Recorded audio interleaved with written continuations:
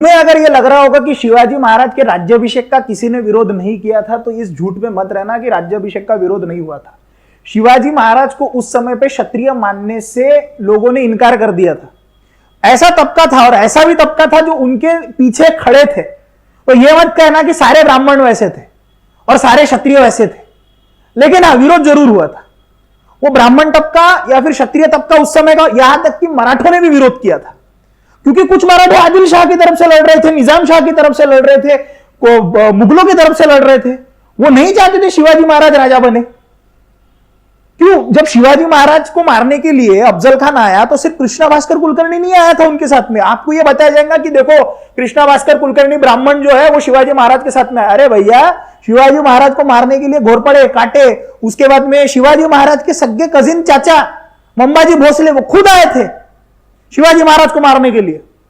तो यह किसी जाति भेद करके दो जातियों के बीच में होने वाला युद्ध नहीं था, वो विचारों का युद्ध था, वो हिंदू कॉन्शियसनेस के लिए किया गया युद्ध था। तो जिस तरह से शिवाजी महाराज के राज्याभिषेक का विरोध हुआ, उसी तरह से गागा भट्ट जैसे महान पंडित ने शिवाजी महाराज का राज्याभिषेक भी किया, यह भी सत्य है।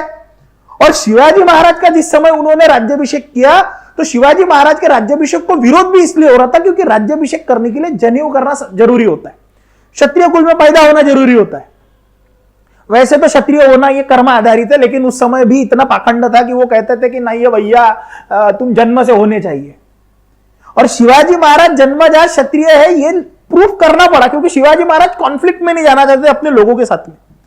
तो राजाओं को भी ऐसी चीजें करनी पड़ती है। अब इसीलिए उन्होंने एक झूठी वंशावली बनाई कि भैया देखो, इनका संबंध डायरेक्ट राजपूतों के साथ में है नहीं। इसका मतलब यह है कि मैं राजपूतों को नीचे दिखाने की कोशिश कर रहा हूं, नहीं।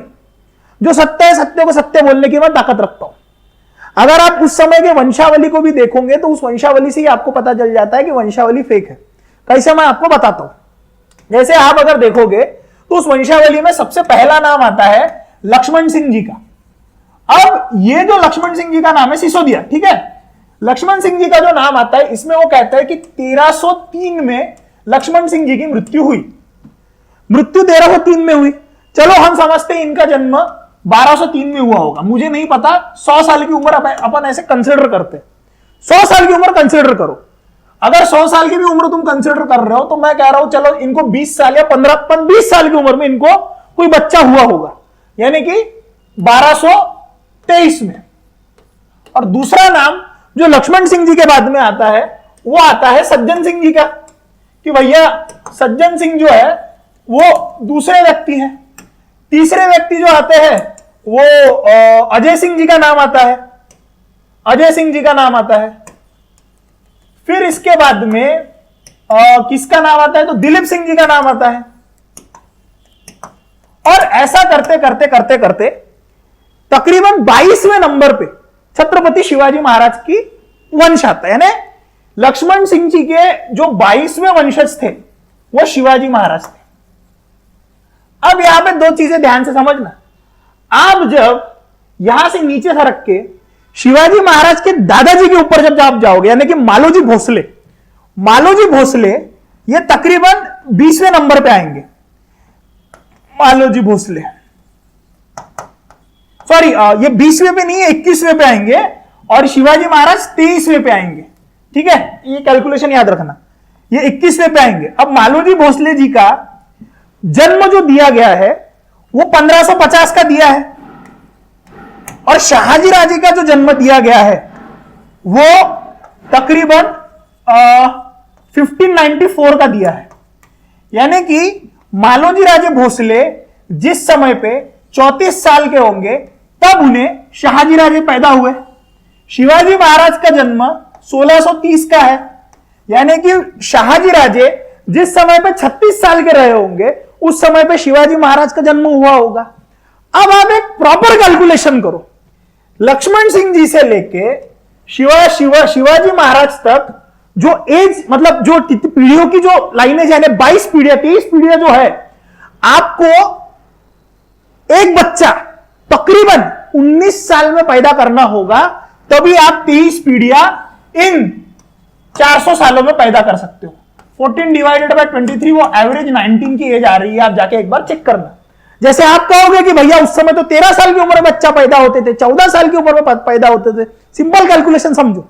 कैलकुलेशन क्या है, आपको अगर 10 साल में 10 पीढ़ियां पैदा करनी है तो आपको उस समय पे एक बच्चा 1 साल में पैदा करना होगा, और उसी बच्चे को विदिन 1 ईयर दूसरा बच्चा पैदा करना होगा, तभी जाके 10 सालों में 10 पीढ़ियां पैदा होगी।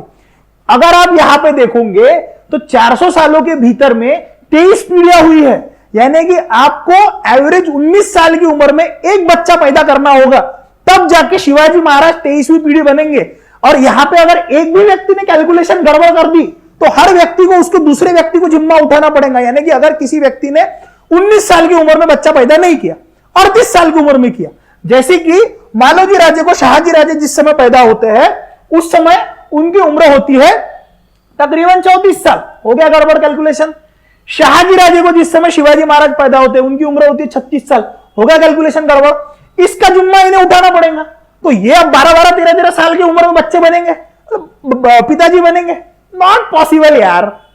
तुम्हें वो चीजें समझ में आ रही है कि 12 साल की उम्र में अगर बच्चा ही हो रहा है, 10 और 9 साल की उम्र में बच्चा कोई पैदा नहीं करता, ठीक है। प्यूबर्टी एज ही तुम्हारी 9 और 10 से शुरू होती है, उसके बाद भी एक समय दिया जाता है। लोग इतने भी मूर्ख नहीं है कि 14 और 15 साल की उम्र में हो जाते होंगे। 15 साल 16 साल की उम्र में बोल रहा हूं मैं, 14 साल 15 साल पकड़ो, 12 साल 10 साल की उम्र में बच्चा पैदा करेगा कोई।